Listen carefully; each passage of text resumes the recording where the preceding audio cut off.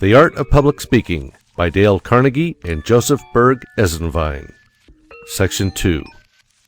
Chapter 2. The Sin of Monotony. One day ennui was born from uniformity. Mot.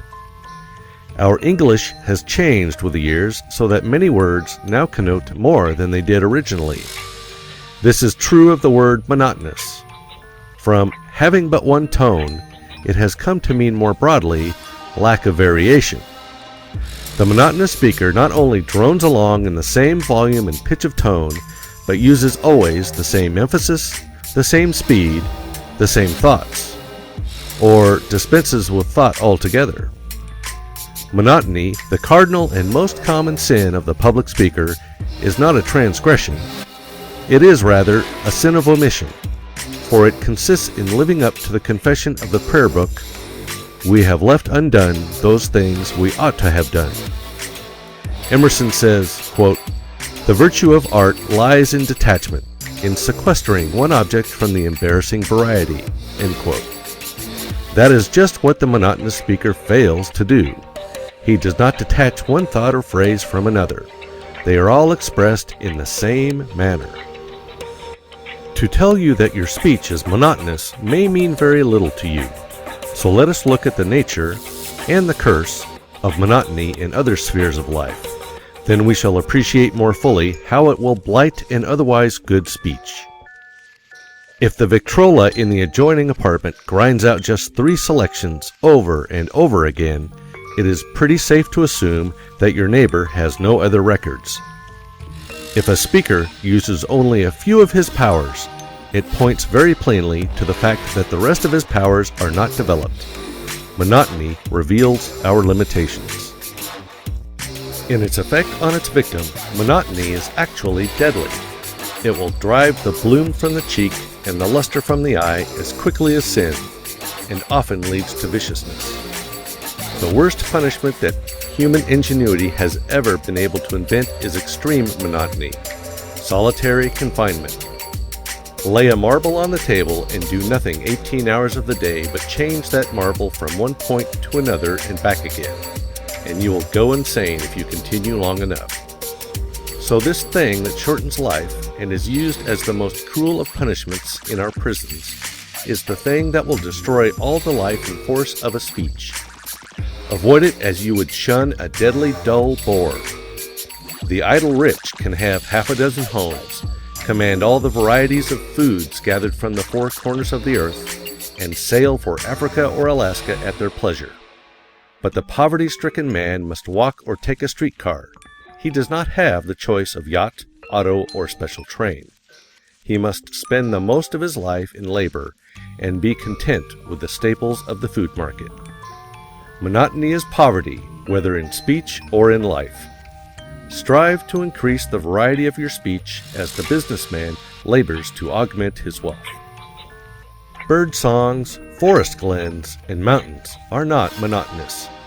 It is the long rows of brown stone fronts and the miles of paved streets that are so terribly same.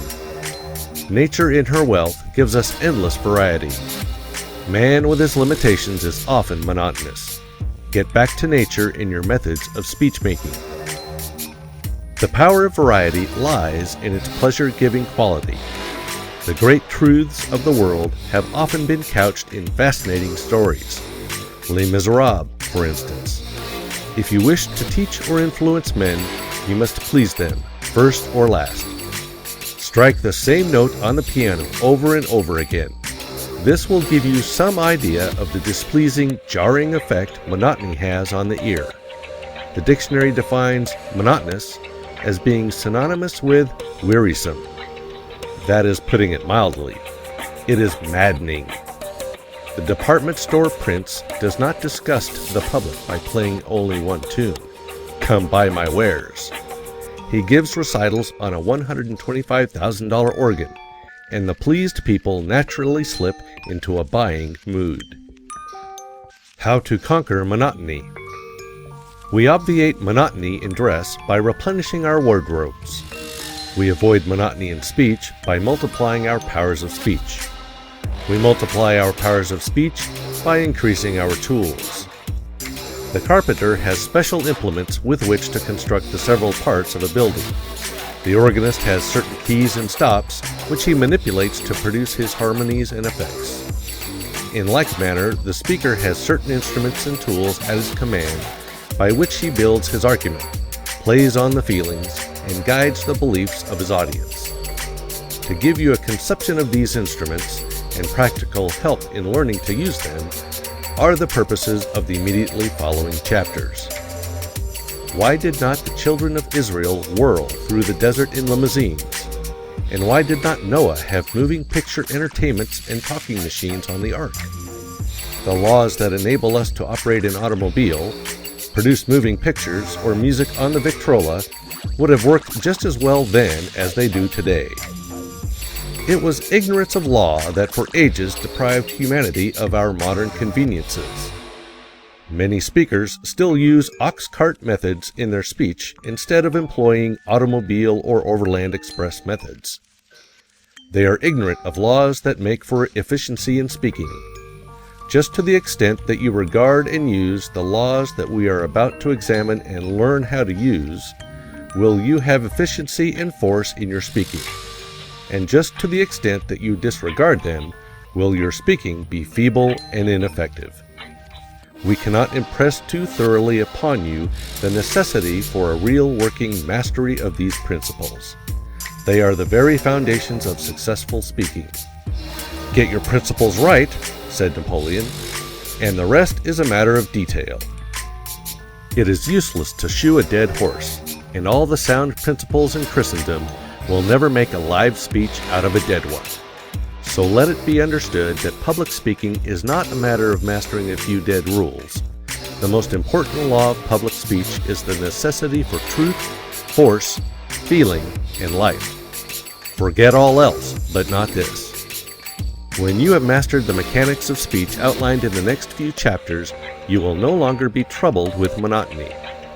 The complete knowledge of these principles and the ability to apply them will give you great variety in your powers of expression.